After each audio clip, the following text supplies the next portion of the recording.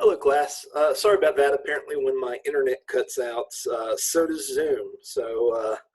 We'll have to do this in two parts. I hope that's all right. So we were discussing the Big Five paper that you're going to do. You will complete the Big Five personality test at this following website, and then you will write a 2 to 3 page paper about the results. You scored high in extroversion, low in agreeableness, mention what activities you do that's in alignment with that, and if you want to debate this, maybe argue against it, that's perfectly fine as well. I've had plenty of students that get the results, hey, you are very low in agreeableness, and they say, I'm will argue against this. I think I'm a wonderful human being and I get along with everybody.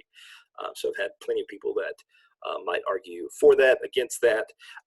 But essentially, the purpose of this paper is twofold. One, it is to give you some more experience about knowing about the Big Five.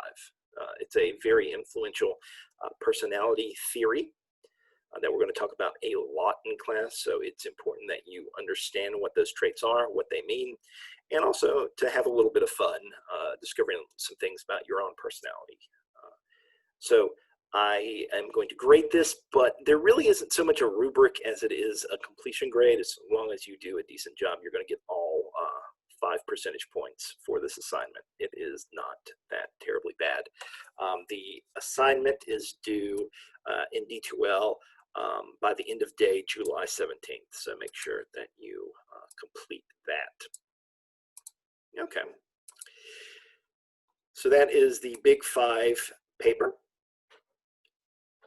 Another thing that we're going to do, we've got a personality analysis paper. Now, for my classes in the fall and in the spring, we've got more time. I typically like to do a research paper, which requires you to find some research articles, to write up and answer a particularly interesting question in the discipline of personality. But we've got a month, and that's just not doable. You would not like it very much, and you would need to know a decent amount about personality before you can begin your paper. And by the time that you are comfortable with the study of personality, it might be 2 weeks into this class, and then you've got only 2 more weeks to do the assignment. I don't like that, so I've got an assignment that you can do starting day 1. So we're going to conduct a personality analysis of a character from your favorite TV show. It doesn't have to be your favorite TV show, but some fictional character from a TV show. I mean, if you really, really, really wanted it to be from a movie or maybe be from a book, if you can give me some, you could have me okay it so that there's just enough information about that character, then you can do it. But TV show is pretty good because there's a lot of different episodes of the TV show. You're working with a lot of material. So I've got right here, let's pull it up, the personality analysis paper guidelines.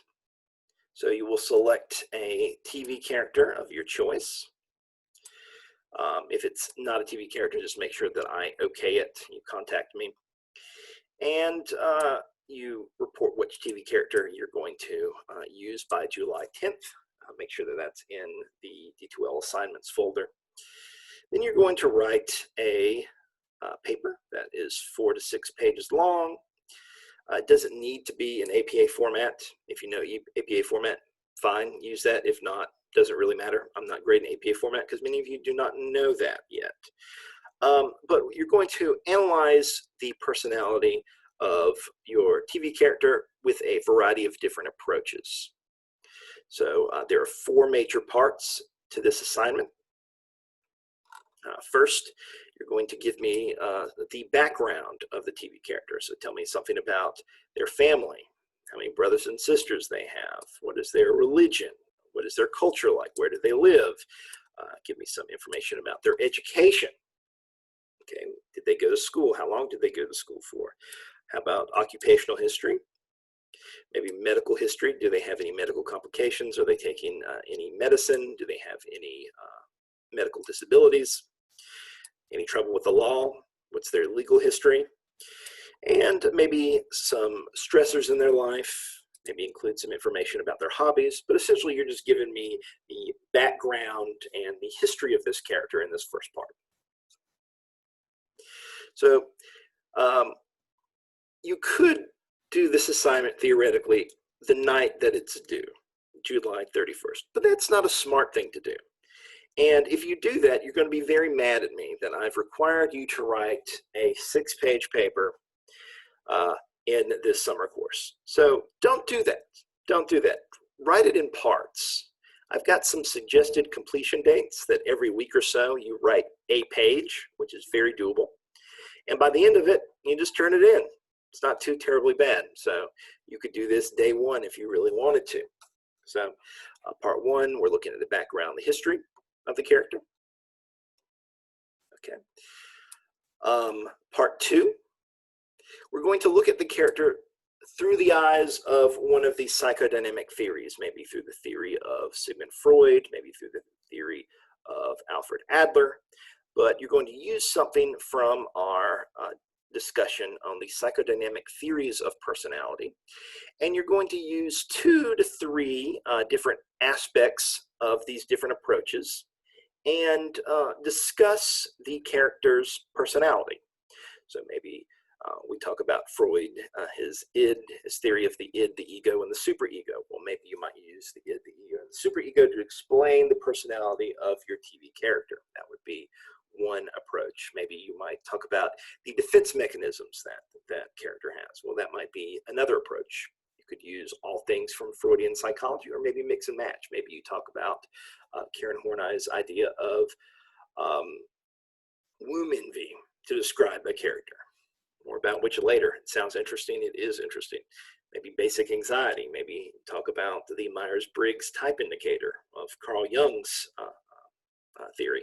So maybe you discuss something about a character. You don't have to do every single component of psychodynamic theory, but just give 2 to 3 different components of these theories and describe the person's personality using these theoretical approaches.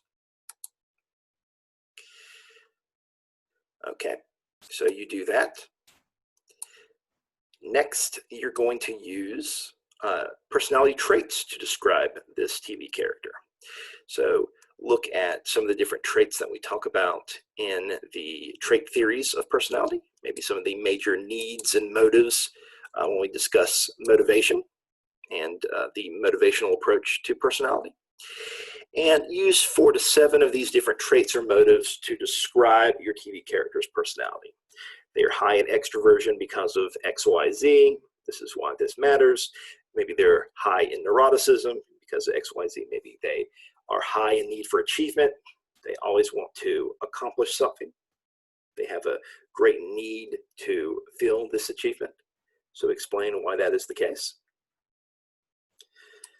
So then you are done with part 3. Part 4, you're going to use either a biological theory of personality, a sociocognitive theory of personality, or a behaviorist theory of personality, and discuss the TV character's personality in terms of these theories. The person behaves this way because in the past they've been reinforced by doing XYZ. The person always attributes problems to other people and successes to themselves, and that's why they act this certain way. So this will make more sense when we get to these parts of the class where we discuss these theories. But essentially, you're using these theories to analyze someone's personality, to explain someone's personality.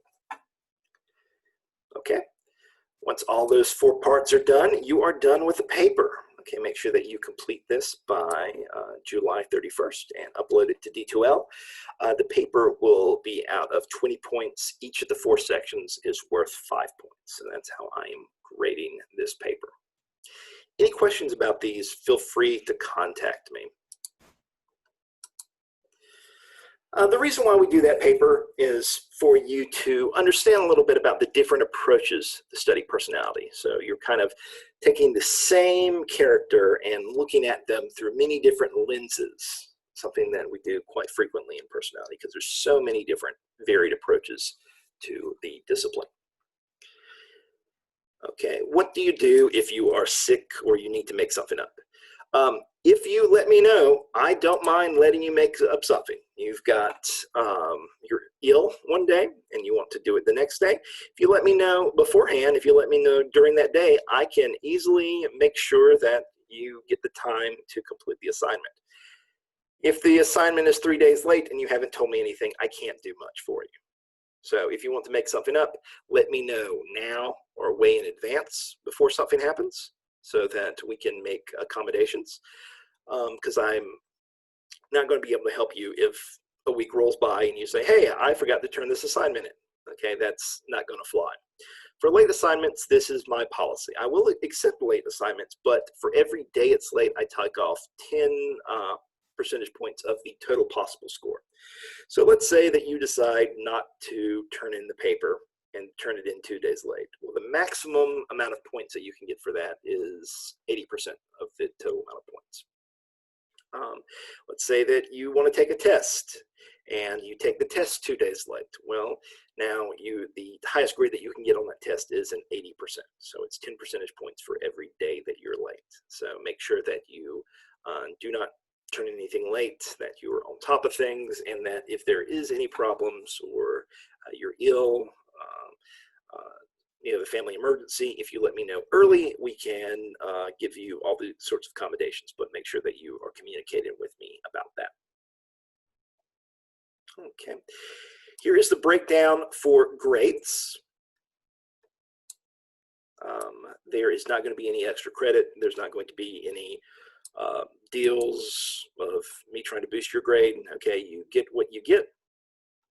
It is pretty self-explanatory here, but if you have any questions, let me know. D2L calculates your grade, and I've tried to set up D2L so it's an accurate reflection of what your grade is, but if you have any specific questions, let me know and I can help you with understanding your grade. Attendance, well, there's not going to be any synchronistic meetings per se, so you'll be watching these videos whenever you want to. It is tempting in an online class to wait to the day before something is due and then do everything then. That is not a good idea. I've tried to design this class so that you cannot do that because that's not an effective way to learn the material. You're not going to remember that stuff in the future if we do something along those lines. So don't do that. I've given recommended dates for you to do every single assignment, as well as telling you when the assignments are due. I would try to go along with that recommendation. I mean, mind you, maybe you feel bad one day and you want to do double the work the next day. That's perfectly fine. But don't make a habit of trying to do everything the day it's due, because you will not succeed. You will turn in something sloppy and you will get a bad grade. Online classes have a much higher DWF rate, D's, F's, withdrawals, all that kind of bad stuff with them. And part of the reason for this is that there's not as much of a check to see, are you doing well in the class? Are you doing poorly in the class? Sometimes people think, I'm going to do fine. 2 weeks rolls around, 3 weeks rolls around, they get their first grade, and oh my man, it's not what they expected it's going to be. So don't do this. Do a little bit of this class every single day. I'm trying to pack as much information that I do in a semester-long class like a fall or spring into this class in a summer, which means that where most people are doing 3 hours of lectures a week, you're having to do 3 hours of lecture every other day or something like that. So it's a lot of material in a short amount of time. That's just the way that summer is. I don't want to reduce the class that it's 50% of what you would get in an actual semester, because that's not fair to you. You're not getting as much information. That's not fair to other people taking the classes. So we are going to be as equitable as possible. You're going to get the same experience as if you were to take this in the fall or the spring. So it's hard to fit in everything. I know that the pace is going to be pretty rigorous. It's not like in fall or spring where you can take a day off and you're fine. Things are going to come pretty quickly. So make sure that you are ready for that. Questions. If you have a question, shoot me an email. or there is a discussion tab on D2L that you can post your question, and then I can reply to that so that everybody else in the class sees it. So make sure that you use both of these options so that I can answer your questions. I know it's more difficult for you to send an email or write something out compared to if it was just in class where you can raise your hand and I can answer pretty easily. But ask questions. Don't not ask questions, because then you're not going to understand it. You might be afraid that you might look dumb, but if you have that question, odds are everybody else has that question. So make sure that you are trying to get me to explain things if you do not understand them. How do you contact me? Well, you can use D2L, use that discussion post, or you can send me an email. On weekdays, if you shoot me an email, I should respond to it within 24 hours. If I don't, you're not going to hurt my feelings if you send me another email. So say, hey, I just wanted to check bases with you. Did you get my previous email? You're not going to hurt my feelings. Again, on weekdays, I should respond within 24 hours. If you are sending me an email, let's say that a test is due like July 10th, which I believe is the date of the first test, which is on a Friday, and you shoot me an email at 10 o'clock on a Friday, I'm not going to answer it at 11 p.m. I'm going to be asleep or doing something else. I don't know, but don't expect me to answer immediately. So if you have any trouble turning in assignments or anything like that, make sure that you do that and give yourself plenty enough time that if you do have problems, that I'm able to help you with that. Because papers due at midnight and you're contacting me at 11 p.m., I might not be able to help you. What else along those lines? On the weekends, if you send me an email, I might not get back to it until Monday. Okay. I mean, I shouldn't expect for you to do all these different assignments over the weekend and turn things in. You shouldn't expect me to answer all these different questions on the weekend. Okay, so just to give you a heads up, so please don't be mad at me if you send me something Saturday and I don't get to it till Monday. Okay. Before the test, we are going to have a study session that's going to be synchronistic. You don't have to, this is optional, you don't have to come to it, but I will be made available on Microsoft Teams. I'll send the link out and you can ask me any question that you want to about the test, clarify anything that way that you can have that last study session, typically the day before a test is due. So there's the heads up for that. Oh, supplemental syllabus information. You can go online to UNG Supplemental Syllabus to find all about course evaluations, academic integrity. Academic integrity, let's talk about this briefly. It is less of a problem when I can force you to sit down and take a test. For any of the tests online, do not look at your notes. Do not look at your textbook. Do not look at previous questions or anything like that. Don't do that. Don't try to get the questions from any other person. If any of this happens, I'm going to have to fill out some form to get you in front of the conduct committee panel thing. And that's not fun for you. It's not fun for me. Don't do it. For people that try to Google questions, I can kind of tell when I Google the question myself and see that you've copy and pasted the first thing. And I tend to not give that question a good grade or grade that test very well. So don't do that. I'm much more likely to reward your effort that you're trying to do something and it is not necessarily the correct thing than you flat out cheat on something. So don't do that, please. Don't waste my time, don't waste yours. I have a recommended schedule. Notice it's recommended. You don't have to do these things in this particular order. I am giving you the due dates of the assignments, when I expect you to read certain things, when I expect you to complete certain modules. Again, you don't necessarily have to do this. For instance, maybe Wednesday, you don't want to do anything. You want to do it all on Thursday. So you do the syllabus introduction and module 1 on Thursday. That's fine. You can do that. But try to space out this so that you're not trying to do everything the night before an exam, that you're having to listen to 6 hours of me speaking. No one wants to do that. My wife doesn't want to do that. I don't want to listen to that. That's torturous. Don't do that to yourself. Space it out. All right, so that is the syllabus. Again, if you have any questions, let me know. You're going to have fun in this class, I predict, and it's a lot of fun material. I have fun teaching this class. So also, I look forward to getting to know you, at least virtually. So I'm excited about this. So I hope you are excited as well, and I hope you all have a wonderful day. I will talk with you later. Bye-bye.